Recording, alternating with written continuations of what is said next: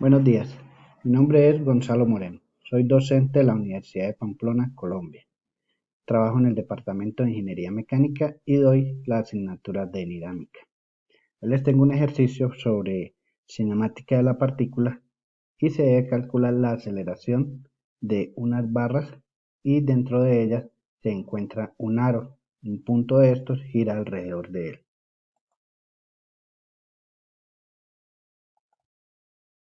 Aquí tenemos un aro fijo y el punto C está girando alrededor de este aro. Es como si hubiese una barra imaginaria del punto O a C y va llevando el punto C. Es como si hubiese una barra imaginaria.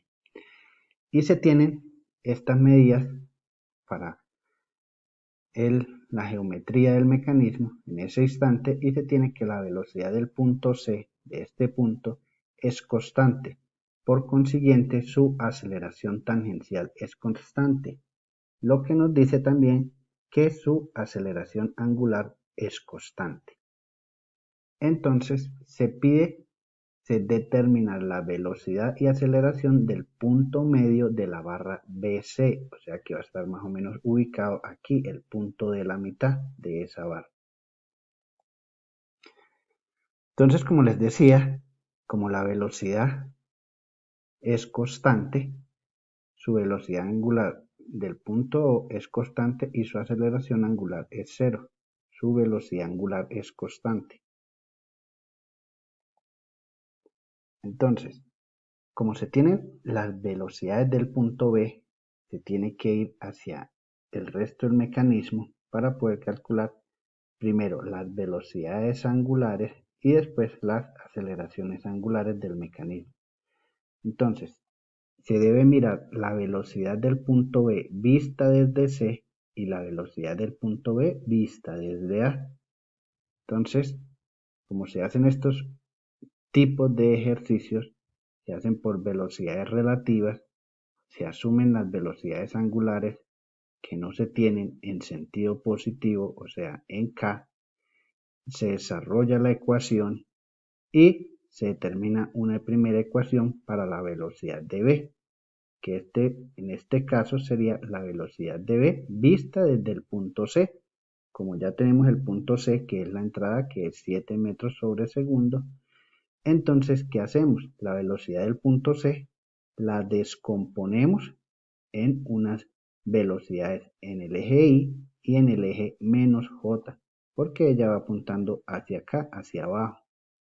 Entonces va a tener una componente en Y y una componente en menos J, porque ya la tenemos aquí, y tenemos un ángulo θ que es de 37 grados, que es la dirección de ella.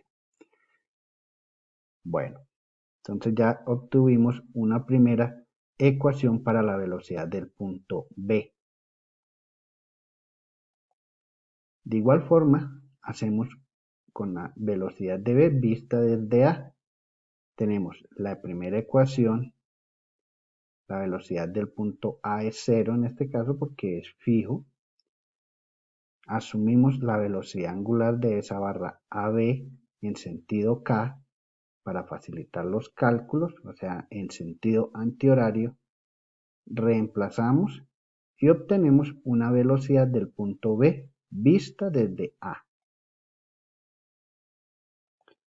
Como las dos velocidades son iguales, tanto la vista desde C como la vista desde B, porque es un punto en común para las dos barras, igualamos su componente I igual I y J igual J. Tenemos dos ecuaciones con dos incógnitas, desarrollamos esas dos ecuaciones y obtenemos las velocidades angulares, los valores de ellas. Este signo negativo significa que la barra AB gira en sentido contrario a lo que se asumió, o sea, en sentido horario. Seguidamente, podemos calcular la velocidad del punto medio de la barra BC, que va a estar por aquí en la mitad, en L medios. Lo podemos hacer calculando visto desde C o visto desde B. No hay ninguna diferencia, es exactamente lo mismo. En este caso lo vamos a calcular visto desde C. tenemos la fórmula de velocidades relativas, reemplazamos, que ya obtuvimos esta velocidad de B, C angular, reemplazamos, calculamos, juntamos las componentes I y las componentes J y me va a dar esta velocidad del punto D.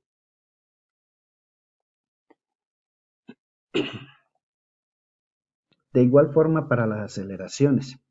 Para las aceleraciones tenemos que el punto C, que va a estar aquí, este punto C, ya dijimos desde un principio que como su velocidad es constante, su aceleración es constante, su aceleración tangencial.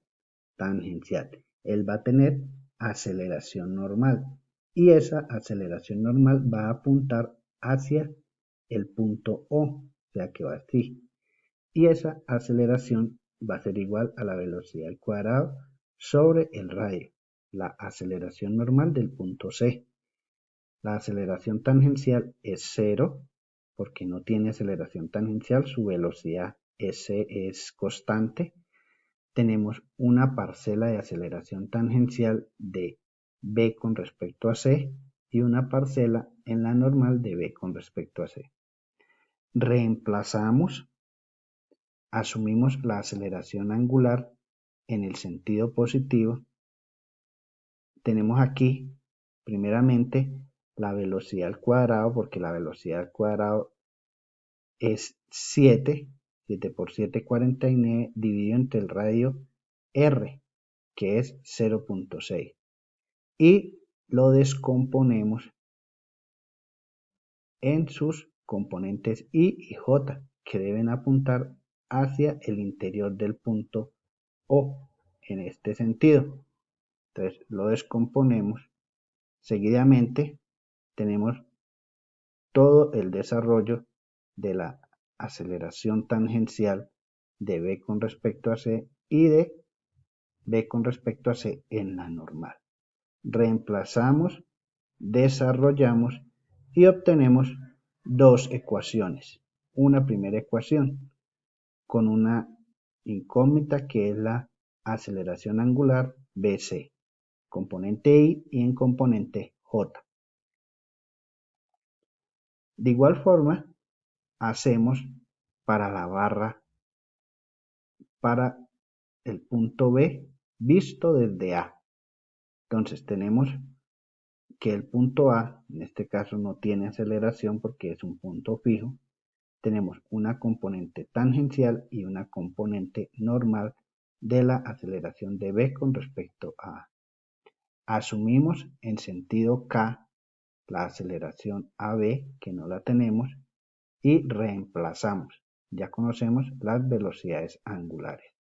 Reemplazamos, desarrollamos y obtenemos una segunda ecuación para la aceleración del punto B. De igual forma como se hizo para las velocidades, se obtuvieron dos ecuaciones para las aceleraciones del punto B. Una vista desde C y otra vista desde A. Entonces, como es un punto en común para las dos barras, sus velocidades y sus aceleraciones son iguales. Entonces, igualamos los términos I igual I y J igual J. Y obtenemos dos ecuaciones con dos incógnitas. Cuando desarrollamos este sistema de ecuaciones, obtenemos la aceleración de la barra BC angular menos 87 y la aceleración angular de la barra AB 175. Este signo negativo quiere decir que va contraria a lo que se asumió inicialmente. Como ya obtuvimos la aceleración angular de esta barra y de esta barra, podemos obtener la aceleración del punto medio de esta barra. Lo podemos hacer bien sea mirando desde la barra C, desde el punto C o desde el punto B. Para este ejercicio lo vamos a hacer desde el punto C. Entonces tenemos la ecuación primero de velocidades relativas, expandimos la ecuación. Recuerden que va a tener una componente normal y una componente tangencial, una componente tangencial y una componente normal. Desarrollamos la ecuación, reemplazamos y obtenemos el resultado final. Esta parte se las dejo para que ustedes desarrollen y aprendan a calcular este tipo de ejercicios. Muchísimas gracias. Espero les haya gustado este nuevo ejercicio sobre velocidades y aceleraciones relativas. De igual forma, también se puede hacer visto desde B, la aceleración del punto D.